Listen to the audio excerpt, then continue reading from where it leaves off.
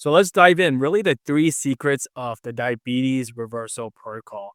So, secret number one is reversing diabetes is possible. Medications just really keep you stuck. So, imagine reducing or even eliminating your meds by fixing the real root cause. Again, most of you have been told once you're on metformin, once you're insulin, you're on it for life, right? So, imagine this is possible. Secret number two is just struggling with the blood sugar, that maybe there's a nutrient deficiency, not just carbs, that could be the underlying problem. So, really figuring out why your body is being insulin resistant. And then number three, the right foods, the supplements, the lifestyle habits to reverse diabetes. And we'll dive into this one by one.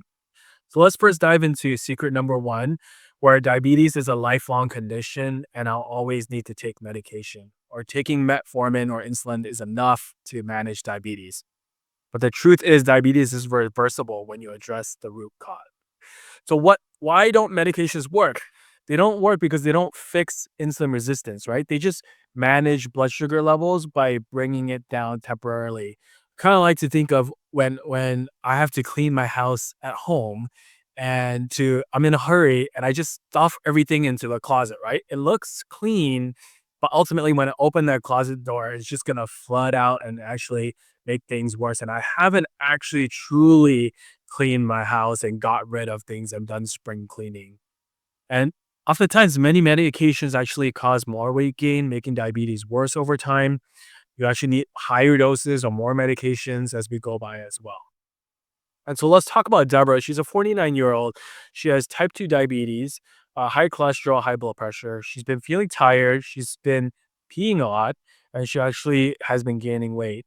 So she actually went to her doctor, and they checked her A1C and started giving her more medications. And ultimately, she didn't feel good, and weight, especially in the belly region, was not budging. So her A1C was actually 7.5, even though she was on metformin, Jardiance, statin, and lisinopril as well. So medications just sweep things under the rug, right? And leave it there. They're not really addressing the underlying problem. So why don't people actually feel good on metformin sometimes? Number one, right? Metformin causes gut issues like nausea, diarrhea, bloating, and it really impacts actually our digestion and actually our gut bacteria. So oftentimes they're actually studying now that our gut bacteria, which is a microbiome, right? That's the probiotics and the prebiotics actually in our belly is actually responsible for processing blood sugar and insulin resistance. And so the medication causes gut issues, that's going to actually affect your insulin levels. Most people also don't know this. If you are taking metformin, make sure you are taking a B12, vitamin B12. Okay, there are many different types of vitamin B12, but make sure at least you are taking one because long term use actually makes you absorb B12 less. And that leads to fatigue, brain fog, and actually neuropathy issues as well. The metformin actually depletes your mitochondria, which actually decreases your output and ultimately lets you feel more fatigued. So mitochondria is really the gas that's running in our tank. It's actually like the gas station. That's how I like to describe it. So if it affects the gas station, you're not going to be able to get as much gas in your car to get going. Okay. And then lastly, again, it does not address really the root cause, right? So metformin just helps to lower blood sugar, but it does not fix insulin resistance. Another question is, why do we keep gaining weight on insulin? Because increased insulin resistance means you need higher insulin doses. When you keep giving higher insulin doses, your cells become less responsive. So again, in my experience, most of the time we kept going up and up on your insulin levels because again, your cells are not responding well because we're not addressing the root cause. Okay. Insulin also actually promotes fat storage. So that's why a lot of belly region are big here because again, it's from insulin resistance that way. And then lastly, high insulin actually increases inflammation, right? This is something that we don't actually think of. So you don't go to a doctor and say, okay, you have diabetes, let's address inflammation. But inflammation really could be that underlying problem for that root cause. They're actually studying more and more that actually Alzheimer's, right, brain dementia, it's actually related to inflammation, which is also related to insulin resistance. And so they're actually calling Alzheimer's type 3 diabetes because it's really all connected and is not really separated that way.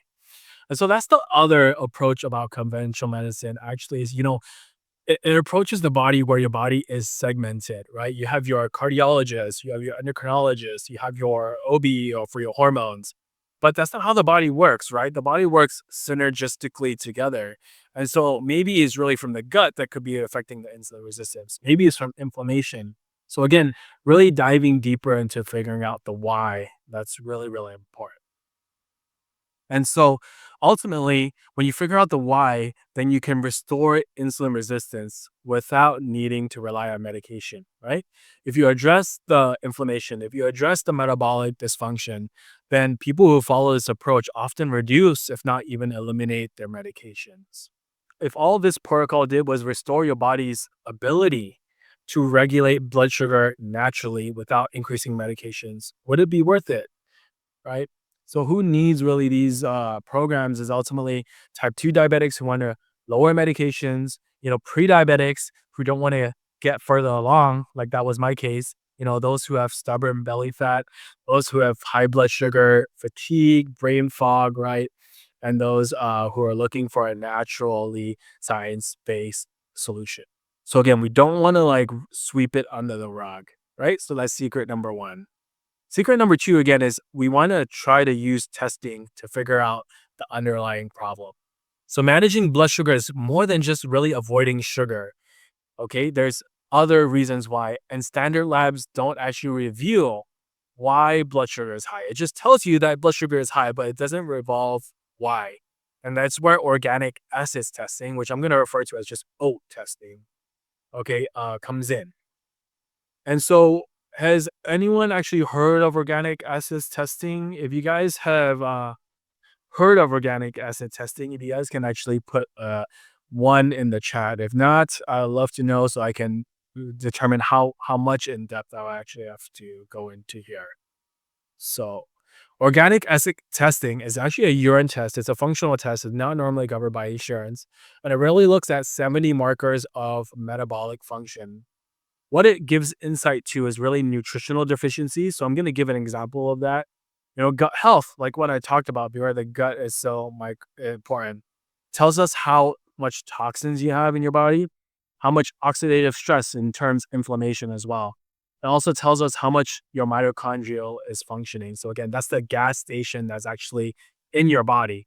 So it's really a powerful tool for identifying contributors to blood sugar issues. Okay, most of us have not heard about it, so good.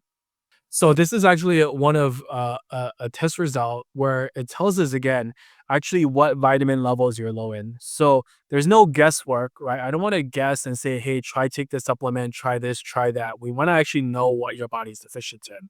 So for example, this patient was actually low in B riboflavin, right, which is a B vitamin. It was low in CoQ10. So this patient was actually taking a statin, and statins actually deplete your body from CoQ10, which leads to the muscle aches, which leads to the fatigue, which actually leads to brain fog as well. We can see below, actually, it also tells us glutathione, alpha lipoic acid is what they need. So a lot of people actually start taking their own alpha lipoic acid, which is an antioxidant that helps with neuropathy. But I don't want to just guess. We want to actually test to figure that out, and then we can go from there. Again, it'll give us mitochondrial and energy testing to figure out, again, maybe you need to give your body the amino acids and the nutrients to be able to support that gas station. If you keep giving yourself metformin and actually insulin, which is making your gas station even more depleted, then we need to address the root cause and the underlying problem that way. I'll actually test for toxins. A lot in the news right now is actually they're trying to get rid of glyphosate pesticides, right? Where we use 25% of the world's pesticides and in the world. So there's something that is going on in our toxins in our world and actually absorbing into our system, right? And so ultimately, if our body has more toxins, if it has more inflammation, then your body's gonna say, hey, let me hang on to all of my sugar. I need to store all of my fat because I need to fight off this inflammation. I need to fight off this toxin that I'm trying to actually get rid of. gut dysbiosis. So that's a fancy word for, again, the gut, which is the microbiome, the probiotics in our gut. Remember, I had alluded to earlier that actually the probiotics and the species that's in our gut are responsible for actually making us sensitive to insulin. The gut microbiome is actually sensitive for also producing different types of B vitamin as well. So actually tell us if there's an imbalance in your gut biome and if that could be, again, the underlying problem that way. So it's a really, really important test that it gives us so much information to ultimately, again, figure out the root cause. And so nutritional deficiencies, right? Even if your body is low in magnesium, low in CoQ10, like we said in that patient, low in B vitamins, that can impair insulin sensitivity. Okay, so it's not that you're becoming insulin resistant. Maybe these nutrient levels can actually make you more sensitive to insulin. Magnesium, actually, well-known fact is there's so many different types of magnesium out there. So if you guys have magnesium, you go take a look at your medicine cabinet. If you're taking magnesium oxide, that's really not a great magnesium. So the three best types of magnesium is magnesium citrate, magnesium taurate, and magnesium glycinate as well. Okay, and those have different mechanisms, whether it's working on the brain, working on the gut, or working on like our muscles and the mitochondria. Okay. Next thing is mitochondrial dysfunction, like what we said. So if your gas station is not putting out gas, then no wonder your body's not going to be responding to insulin, right? And is only going to keep needing to go up in terms of your dosages there. Inflammation, like I said, can drive insulin resistance. And again, gut imbalances, whether as dysbiosis, candida, or yeast, can also worsen metabolic function that way. And so, again, the key here is no guesswork, right? Oat testing actually helps give us targeted nutrition and supplement plans. It helps support the repair pathways of the insulin resistance, tells us that maybe you need detoxification, and it really helps us identify your body systems that need the most support that way. Okay. So it's a really smarter way and ultimately the root cause approach to blood sugar. Oat testing doesn't really like replace like blood sugar monitoring. It really complements it, right? It helps us understand why is your blood sugar out of balance. And so it's really again ideal for type 2 diabetics, even pre-diabetic, or if you're insulin resistant, even those with like family history. It's really important for ultimately those also with normal labs, but you're still feeling off, right? Get to the root cause and really heal from the inside out. So ultimately, trust yourself and how you feel. If you feel like you are not optimal, if you feel like something's off and your doctor is just ignoring you, I think, again, that is listen to your body. And ultimately, your body will tell us kind of the truth that way. So let's actually hear from Cynthia. She's a patient that actually got this organic acid test, and she'll kind of help dive more into the insights that it actually gave us. Um, then I decided I wanted to have a medical support, which is how I ended up at the Lamb Clinic. Well, they are in alignment with finding out the underlying reasons why our body might be exhibiting any kind of health issue or something like that. And that was very attractive to me. That was what I wanted from them. And the clinic provides various testing uh, that supported that information. So I felt like we were a team for my good health. The most notable change has been an energy shift in my uh it's like the body is willing to do things and be active in ways that I wasn't before I really started on looking and healthy living, healthy eating, and so forth. And also a sense of well-being. I don't take any drugs for that, just the supplements. From Cynthia, again, we want to first do the testing, then we can figure out a targeted approach on how to address really like the underlying root cause that way, like what she has said. And ultimately, she again was feeling more energy, feeling like herself more. A lot of our patients really say that in that approach. So that was again secret number two. So let's go back to actually Deborah. I talked about her where she was on metformin, she was on lisinopril, and ultimately her A1C was just not improving. So this was actually her test results where it showed us that she had gut issues. Okay, that's a microbial dysbiosis. She also showed that she was low in magnesium, CoQ10, and carnitine. And all these three nutrients are so important for actually feeding the mitochondria and the gas station in our car. Lastly, also actually showed that her 5-HTP was actually low. Which kind of actually was telling why she was feeling anxious. 5-HTP is actually a precursor to actually serotonin. So, most of the time when patients go to your conventional doctor, they say, hey, you're anxious. Let me put you on an SSRI or a medication. But we don't ask again the question why. Maybe it's because you're low in the precursors. So if we just actually give you a precursor, 5-HTP, your body will then be able to create more serotonin. So actually for us to think about why we actually get sleepy at Thanksgiving, right, is actually because turkey is high in tryptophan. So tryptophan again is an amino acid which then gets turned into 5-HTP, which then gets turned into serotonin. So you can actually follow those pathways through. But when you take a medication, SSRI, it just goes to the end and blocks it without, again, addressing the underlying problem. Sorry, that's a side note, not related to diabetes, but again, showing us the root cause why. All right. So Carol again said, now more full and wholeheartedly walking with high intuitive, caring, and knowledgeable professionals, restoring my ultimate health and happiness. The info and data that I've received is unlike anything that I've experienced before.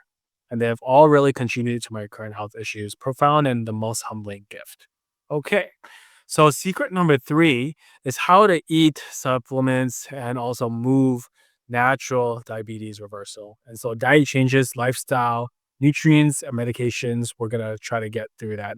Natural alternatives to medications. Okay. So, I really don't believe in restrictive diets. I think a lot of times, we try and we try and then we do it for 2 to 3 months, and then your body says, okay. And then the moment that we cheat, quote unquote, your body says, okay, it's going to like bounce back right away. Right. So ultimately, I really believe that the true foods, the right nutrients, the right movement patterns can restore blood sugar balance without extreme dieting. I've really been through that myself, where I've tried to cut out carbs, completely go keto, and it works for only so long, but our bodies were made to handle carbs, right? At a certain limit. So you don't want to just cut things out completely because the moment that you introduce it back in, the blood sugar is going to spike. And so, again, figuring out the underlying problem and also, again, doing something that's really sustainable, right? That's the important part to be able to get long lasting healing for your blood sugar issues. Okay. So something that's actually interesting that a lot of patients come to me for is actually doing too much cardio. So sometimes exercising too intensely can actually increase your stress hormone and actually make insulin resistance worse. So we have to be able to target that in accordance to where your insulin resistance is and trying to figure out why.